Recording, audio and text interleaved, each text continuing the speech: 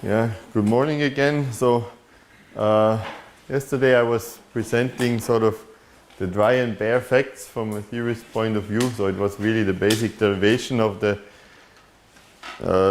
James-Cummings model, which is sort of the 50-year-old foundation of quantum optics in sort of a more general form. Today I will switch to pictures and movies and show some of the things you can do with this. But before, I wanted to finish with something which I wanted to show. If you're not really interested in doing all the calculations and to find out what's really happening in the dynamics, we have put together a sort of a simulation package which is freely downloadable from kuojulia.org, and it's based on the Julia language of MIT, which is also totally free. And then you can download it, and it's very similar to MATLAB, more or less. But if you want to look at yesterday's lectures, it's then just a few lines of codes. So what you have to tell it to use quantum optics, but then we sort of have to quantize the atom, and we quantize sort of the field by introducing the current Hilbert spaces, the operators. Then we write down the Hamiltonian, the sigma plus A dagger sigma minus, and just tell it to solve the Schrödinger equation. It can also solve the master equation. And as initial condition, now we take a coherent state, and what we get is the well-known collapse and revivals. We saw these oscillations, which for a fixed photon number go on forever. If you use a coherent state as initial state, you get sort of these oscillations, but they die out due to interference and they vanish, but one sees it's not damping because after waiting long enough there will be a revival of these sort of Rabi oscillations after a long time, depending on the coherent state that you have used. And so all of this is more or less simple. You can also, of course, just look at the harmonic oscillator, find its solutions, or look at squeezing. So if you just take the field and take a number state, or you squeeze it, everything is just a few lines of code. It's good for lecturing and good for playing around. I wanted to show this at the end yesterday, but it wasn't enough time to show the results. But what I'm doing now is I'm going one step further, and a lot of this idea was covered by Andreas yesterday already. So how do we start? Yeah. This is if we look at a particle or an atom inside the cavity, it also has a center of mass motion.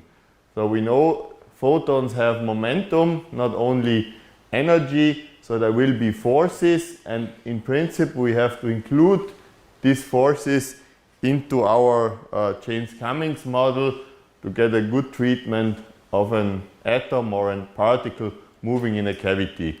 There is two review articles, one which is more focused on single atoms or few atoms, and one which is more focused on quantum gases in cavities, which we wrote with a 10-year distance. And all the details you can find in there. I also want to mention that, of course, most of the work I'm presenting I did not do myself. There was always some people doing it. This is the current group. And in the iqClock project, there is David Blankensteiner as a postdoc and Christoph and Raphael as PhDs. They are both here. I think you know them. Raphael didn't make it onto this picture, I think, yet. So he's replaced by a Polish guy, Karol Gitka. We will have to exchange the face at some point, I think. Karol hopefully will join us in Innsbruck. He has applied for a project on using a cavity and a BEC as an sort of to measure acceleration extremely precisely. Okay, just to repeat, I think the first day lecture of Florian, if you have an atom in a light field, there is sort of two types of forces. One is just absorption and emission, so this cycling force or the radiation pressure, and this can be simply calculated for a two-level atom to be proportional to this sort of excitation of the atom, so it's the excitation rate times sort of the momentum of a single photon and half of the spontaneous emission rate. So this is the standard radiation pressure force, but there is also a force coming from absorption and stimulated emission. So we know that Einstein had this second process postulated. If there is an excited atom and a photon is coming, there will be stimulated emission, so that there is a high probability that both photons continue with the same momentum. If the two incoming photons have different momentum, this is a momentum transfer and a force. And in contrast to this force, which is a sort of dissipative, non-conservative force, this is a deterministic force, and deterministic forces can be expressed in a potential. So this force is now proportional to the gradient of the field intensity and has a different scaling with detuning. But finally, it's a conservative force, so we can write it as a potential which is proportional to the intensity of the light field. So the intensity says how deep this potential is, and the detuning, so the relative size of laser frequency and atomic frequency, tell you if this is attractive or repulsive. In the rest of the talk, I will ignore the radiation pressure force, and I will assume that we only have the dipole force, and we use a big detuning where this force has sort of vanished, so the atom is not really excited. We only have these short time stimulated emission processes. Okay, just to repeat yesterday's lecture, the electromagnetic field in the cavity is a number of oscillators or modes. They have these commutation relations. The atoms is a bunch of spins or dipoles, so these two states are coupled as spins, and the interaction is just an energy exchange where one atom takes one of the photons out and changes its internal state, and vice versa. So this is sort of the sort of Mickey Mouse version of quantum optics, where we will use this. Now we will go to this sort of to the real world, and as we know, experimentalists are really good, but they still cannot make perfect resonators, so there is always some photons leaving through the mirror, and even if we have far detuned, every now and then one photon is also emitted spontaneously and leaving the cavity. So in a real world cavity QED system, we have to include the decay and the spontaneous scattering rate, so it's basically an open system, and we cannot use the Schrödinger equation anymore because we get sort of this decoherence effect. Actually, it's coherent evolution in a much, much bigger Hilbert space. So in the Hilbert space of all the free field radiation modes, it's still a state, but if we don't care about this and we trace about the environment, we cannot use the Schrödinger equation anymore. We have to go to the master equation. So we have an equation for the density matrix which has these extra Liouvillean damping terms, which describe here, for instance, the photons leaving the cavity and at random times, and thus changing the internal dynamics by what sometimes people call quantum jumps. So these processes can be considered to be discrete in time. The bad thing is, of course, now we have a much more complicated equation to solve, the number of matrix element squares, but the good thing is actually if the system is open, we know something about the system. So we learn something what's going on, and all the information that comes out can be used. Also, if something can come out, something can get in, so we can also now control our system by putting lasers on the cavity and the field. What one usually wants, at least from a theoretical idea, is the so-called strong coupling limit. Andreas mentioned it yesterday. We want that the Hamiltonian is more important than these other two terms. So for each of these terms we need a g, so and we want that this g squared thus is bigger than the product of these two decay rates. and then at least we can approximately have our James Cummings model back for a certain amount of time. And what we have seen, the James Cummings model predicts this splitting of the energy levels, and now if we do the probing, we find a splitting of the excitation lines by the strengths of this coupling.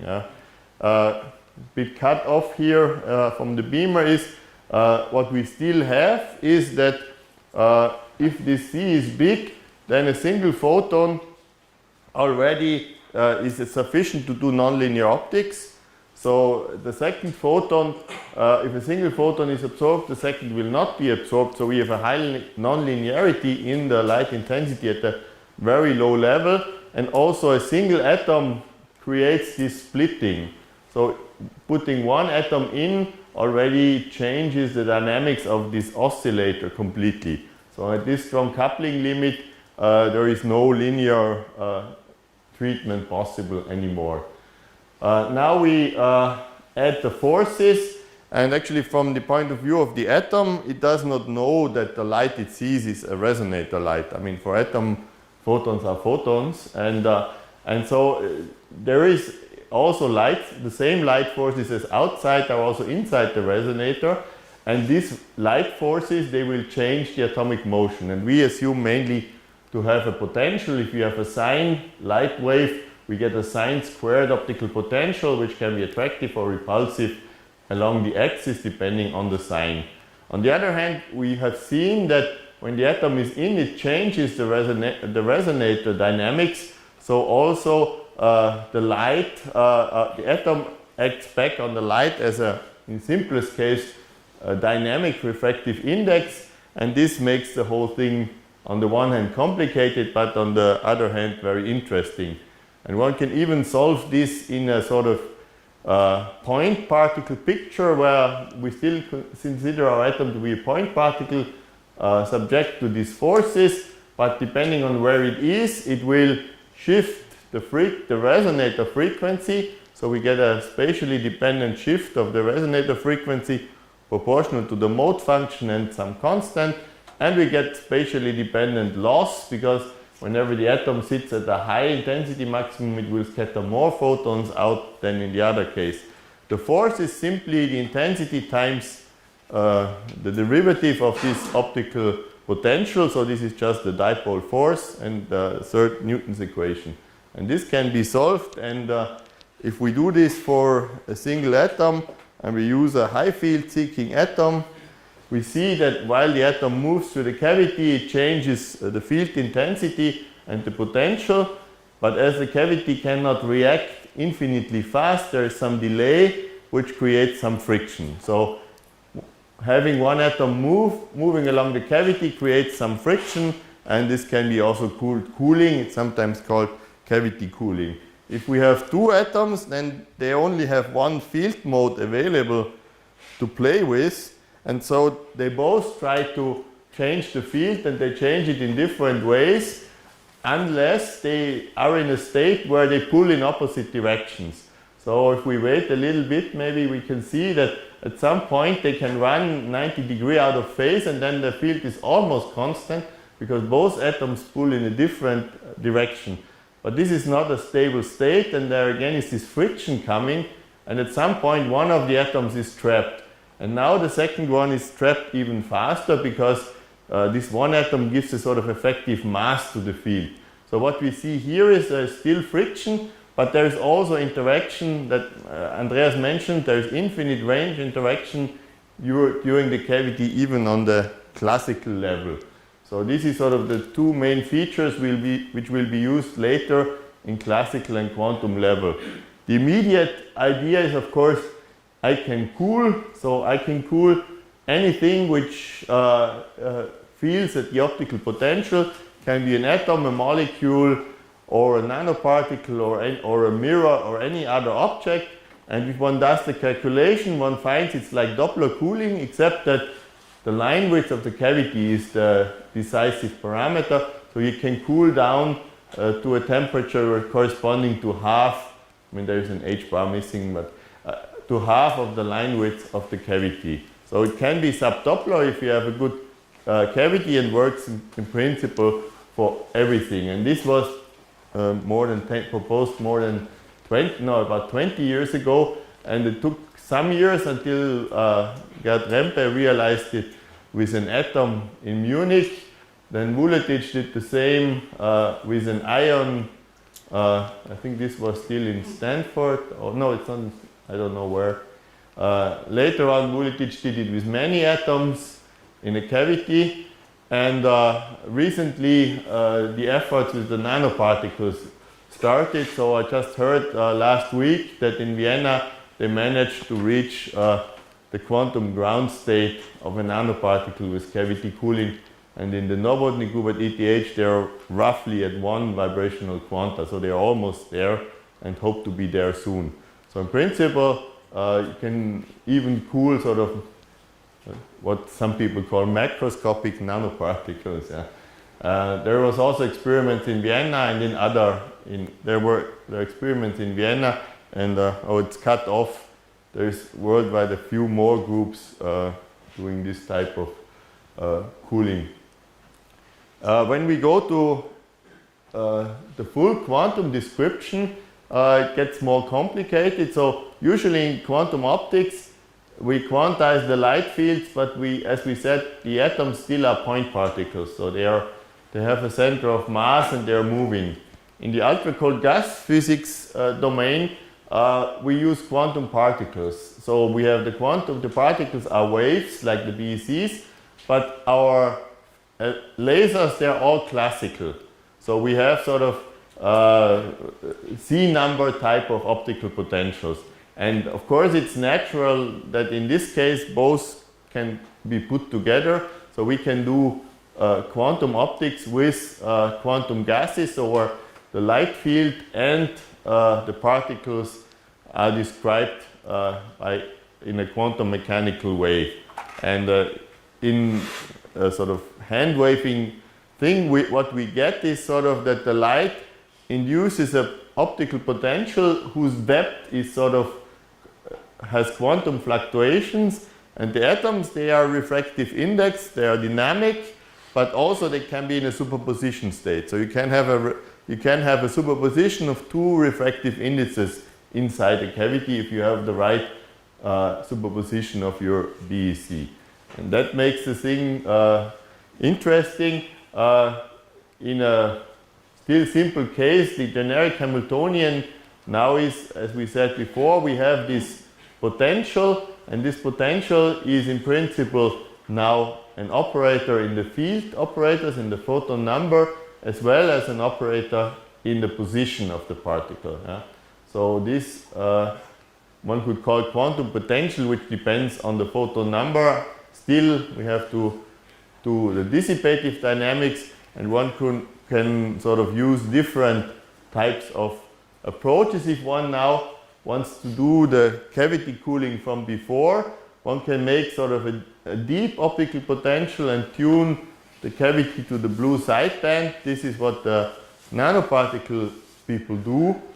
Or you can also make a very shallow potential and tune to the momentum states, as Andreas showed yesterday. And I can skip this. Andreas has already shown that in principle, by tuning to these energies, the cavity to the right energies, you can transfer atoms between different momentum states and in principle cool down to condensation. So this is a way to cool a gas, at least in principle, down to a BEC without losing any particles. So there is no evaporation. So the same number of particles you had before, they all end up in the condensate on the one hand.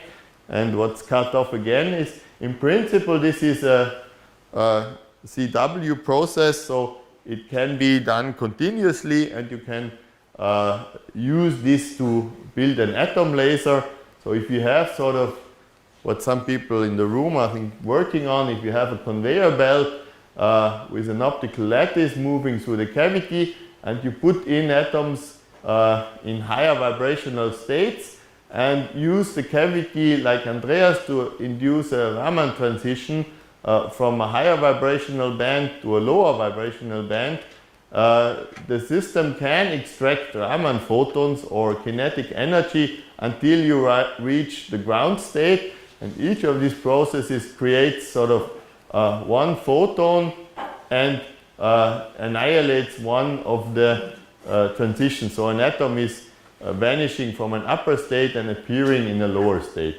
So this looks like parametric oscillation, and for this you can look up all the solutions. What you actually find is that the system works best if one of these two resonators is better than the other.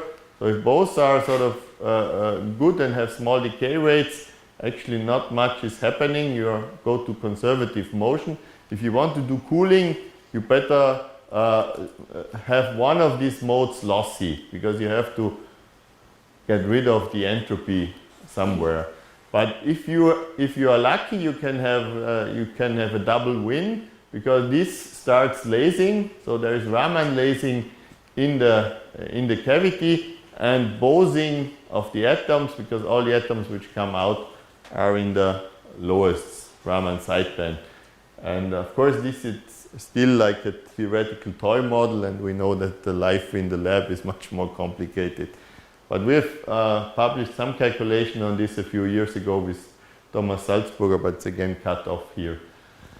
Anyway, this was still mean field dynamics. So the BEC is like a big matter wave with one wave function, and the field is in the cavity is a coherent laser wave. So you can do some calculations, but the real life, of course, is that you have many particles sort of and many possible states of the electromagnetic field. So if you have put 3 photons in the cavity and you make a deep optical lattice, then we know that there are sort of various bound states, and if there are 2 particles, they have an interaction energy, so the bound state is shifted compared to the single atom occupied states. But if there is suddenly 4 photons in the cavity, these states are not eigenstates anymore. So the photon number jumps, we suddenly have a different potential. Yeah? So the particles have to adjust to this new potential, or if the photon of one photon is lost, suddenly the potential is more shallow. So you can have the case where 4 photons correspond to a multi-insulator and 2 photons correspond to a superfluid, and then it's not clear if there is a superposition of photon number, what's really going on in the cavity.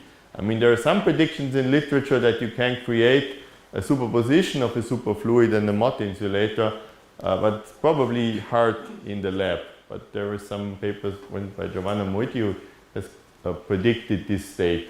I mean, what we can do is we just do the standard Bose-Hubbard model for these states, but the Bose-Hubbard model is now, instead of the normal tunneling parameter, it is a tunneling parameter times a photon number. So you have a photon number dependent sort of tunneling parameter. So the parameters in the Bose-Hubbard model actually operate in the Hilbert space of the field. And of course, with the numerics or even with analytics, one cannot do a lot with this anymore, because it's just too many degrees of freedom. But in the lab, actually, one could study these systems. So we have a Bose-Hubbard model, but with sort of dynamic potentials or dynamic field operators. And there is some methods like DMFT, and with some people in Hamburg, Michael Torwart, we also worked out a phase diagram for a certain special case of this, and we can see that there is sort of this funny state which doesn't know whether it's a Mott oscillator or a superfluid. Some people call this super solid, but there is a bit of debate on whether this really is a super solid. But there's also an experiment at the ETH, and there's experiments which we heard yesterday in Hamburg, which showed that the phase diagram shows regions which are not uniquely sort of superfluid or a Mott insulator. So there is these intermediate regions, and they could be found. They even found a lot more, which we could not find in the theory, but anyway, the theory is going on. Well, that's now the experimentalists did all this. To my surprise, actually, when we first did this calculation, we thought I will be retired until somebody checks this in the lab, but they were faster than I expected. But anyway, you can make it more complicated. So you can add not one laser, because the cavity has many modes, so you can have like 3, 4, 5 frequencies, and you go to Toptica, they give you 10,000 frequencies from a comb, so it's nice. And the question is, what do the atoms do if you use all of these potentials mixed? Yeah? And it seems that the atoms, they like to find the minimum energy state if you cool them. So if you have, what we see, if you have only one frequency, as Andreas showed yesterday, you get a very nice regular lattice. So you get this sort of two-dimensional lattice where the particles self-order into this crystal. But if you have 3 fields, then there is 3 possible crystals. And the particles have to decide which one to use, or they have to be very clever and see there is some positions where all these fields have a maximum. Like here, the blue one is big, the green one is big, and the red one is big. And it turns out, if you do some of these calculations, the atoms really try to optimize this and find positions where they maximally couple to the system. So this, on the one hand, is a self-optimizing light collection system, because the atoms organize in a way to scatter most of the light in the cavity, but it's also an optimization problem which is solved by the atoms and cut off by the beamer. But anyway, so if you have enough of these frequencies, you can show that in principle you can create any type of interactions between different lattice sites here. Of course, this is a good field for Toptica, because if you have the interactions between n particles, you need n squared laser frequencies to generate the most general matrix, or let's say n squared over 2. So for 100 particles, you need 5,000 frequencies, so it's a good job for a comp. Yeah? Anyway, but in principle, you can then create any type of interactions, and if you then add repulsion, you can map it to spins. You can say if a particle is sitting at a place, it's spin up. If there's no particle, it's spin down, and there are never 2 particles due to repulsions, or if you have fermions in your experiment. Anyway, you can get this general spin simulator, and in order not to be too long, I will only give one example. We recently have shown that in a fairly simple version of this, you can solve the n-queens problem. I will explain it later. So what you have an optical lattice transverse to a sort of a planar cavity and some lasers from the side. So as we have seen, in principle with these lasers from the side, we can engineer interactions between the particles. But first, of course, it's scattering of light into this mode. So this is the full toy Hamiltonian, and we can see as the modes are basically cosines and sine functions, and also the lasers are sort of running waves with a wave vector. The interactions between the particles for one mode are more or less cosine shaped. So they have infinite range and periodicities. Yeah? I take some time to derive this in sort of more in all precision, but it's a fairly good approximation. So what's the n-queens problem? So you have a chessboard and you place some queens randomly, and then you ask, how many more queens can I place until one queen attacks another one? Yeah? The maximum is the size of the chessboard, so there can never be more than 8 queens on an 8x8 board, and Gauss solved this problem a long time ago. He found all of the solutions. There are quite a few. Here, for instance, there is one possible solutions for these 2 given queens. If you look at this is quite a lot of possibilities. So if you have sort of, in general, you have something like 4 billion possibilities to place these 8 queens. But if you place 2 of them, it's about a few 100,000 possibilities left. Yeah? But some mathematicians have shown that this problem is NP complete. So it scales sort of exponentially. And at, I think, one of the German computer science institutes, they managed to solve the n equal 20 case already. But they are still not, they're still fighting with the n equal 21 case. So that's on the way. So there is still something to do for a quantum computer. Yeah. So what do we do with a quantum system? Now we have an optical lattice. The optical lattice is our chessboard, and the queens are ultra-cold atoms. And the chess rules are our lasers. So we need lasers to implement the chess rules. Namely, if we assume that somehow the lattice is deeper in one dimension, so the atoms can only move in this direction, and we place one atom in each of these tubes. So we have 8 tubes, and in each tube there's one atom, and then we just need actually 3 laser directions to implement all the remaining interactions. So we have sort of not n squared lasers, it's sort of n times something lasers. You need a few lasers, few frequencies per direction to implement this type of interaction. And then all you have to do is, I mean, in mathematics you minimize a cost function. In physics you just find the ground state of this Hamiltonian if you make the interactions between the queens repulsive. So you need blue tuned light, and you start then with a BEC, and then you turn on the interactions slowly and end up with the corresponding ground state. Just to give it a bit more sense, so if we have this sort of lattice and we have a laser from this side with 2 or 3 frequencies, we can show that the interactions, the repulsive interactions, are mainly concentrated on a line perpendicular to the laser due to the plane wave symmetry here. The interaction is infinite range in this direction, but sort of it decays in the other direction. So this implements sort of one of the chess rules. And if you have these 3 lasers with, I think in this time was 5 colors, you see that the queen here repels all the queens on the diagonal and on the other dimensions. And in this dimension it cannot move because of the deeper lattice. You could have a 4th laser and also remove the last thing.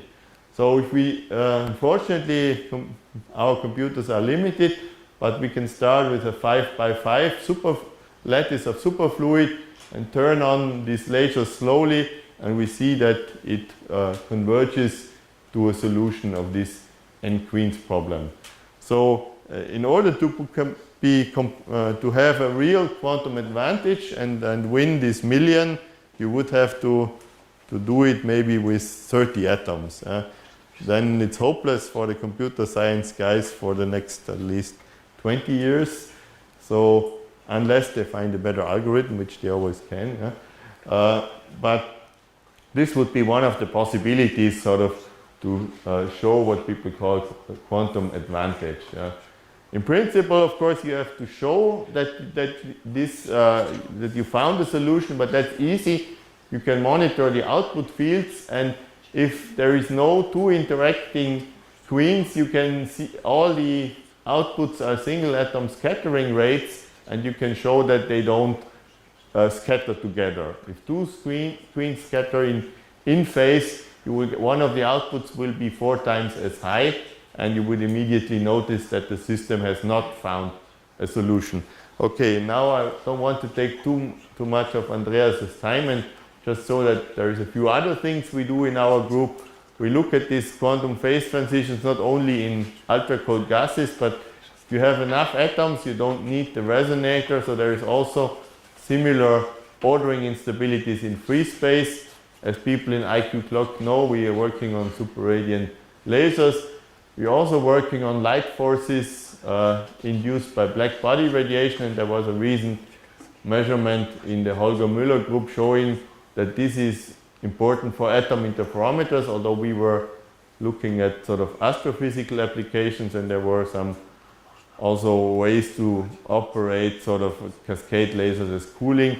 And recently we also looked at superradiance and subradiance in sort of bio-inspired systems. So if you take the geometry of the LHC2 light harvesting complex, you see it has very interesting dark and bright states, which might also have some biological relevance, although the quantum chemists tell you your models are way too simple to explain anything, but it really has nice physics. Okay, I stop here to give Andreas a bit more time to start. Maybe there is also some questions. Thank you.